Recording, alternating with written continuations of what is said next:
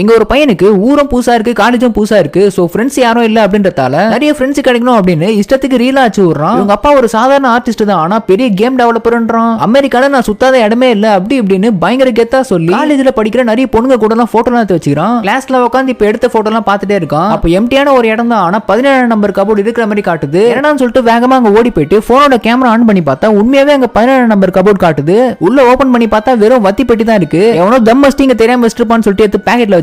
ஆனா அதுக்குள்ள இவன் டகுல் விட்ட விஷயம் பசங்களுக்கு தெரிஞ்சு இவனை புழக்கத்துக்கு தேடி ஓடி வராங்க. அப்ப பாத்ரூம் குள்ள போய் ஒளிஞ்சுக்கிட்ட இவன் ஒரு வத்தி குச்சை உடைச்சு என்ன தேடி வரவங்களா பாத்ரூம் குள்ள ஃபிளஷ் அமுக்குனா போற மாதிரி போயிட்டா நல்லா இருக்கும்ன்றான். அப்படியே நடக்குது. ஓ வத்தி குச்சை உடைச்சு நம்ம எதனா வேண்டுனா நடக்குதா அப்படின்னு சொல்லிட்டு நடு ரோட்ல யானையை வர வைக்கிறான். ரோட்ல போறவங்க கிட்ட எல்லாம் வம்பு எடுத்து அவங்க பின்னாடி துரத்திட்டு வந்ததும் அவங்கள பைத்தியக்கார மாதிரி டான்ஸ் ஆட வைக்கிறான். எப்படி அதெல்லாம் பண்றேன்னு சொல்லிட்டு ஃப்ரெண்டு கேட்கும்போது இதனால வரக்கூடிய ஆபத்தை பத்தி தெரியாம இஷ்டத்துக்கு அதை பயன்படுத்திட்டு நான் தான் இந்த உலகத்துக்கே கடவுள்னு சொல்லிட்டு அவங்கிட்டயும் போய் சொல்றான்.